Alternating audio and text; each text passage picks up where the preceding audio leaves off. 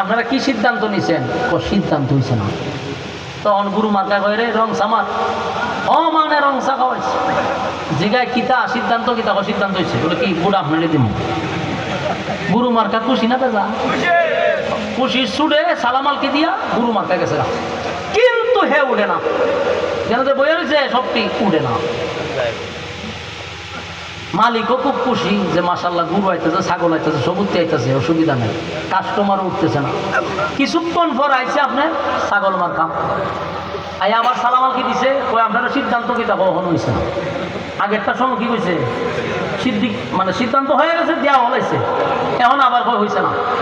এখন ছাগল মার্কা চিন্তা করলো রং ঠকেছে, এখন দুধ দিতেইব, মাসে দুধ চা খাইয়া হয় সিদ্ধান্ত কিতা সিদ্ধান্ত পুরা ভাগ কাম মেরে গুড় দিলাম। ছাগল মার্কায় বেমাইতে বেমাইতে খুশি হইয়া সালামালকে দিয়ে গেছে। কিছুক্ষণ পর তো বয়স মার্কাইছে, আয়া পরিস্থিতি বুঝতে পারলো যে রঙও গেছে দুধও গেছে, তখন কফি মারতেই মারছে। কফি কিতারে সিদ্ধান্ত কি তাকে সব বনাস ছাড়িয়ে গেছে সবাই, জীবনে কফি মারছে না, আপনি কফি মারছে, সুতরাং বুট আপনি দিবেন।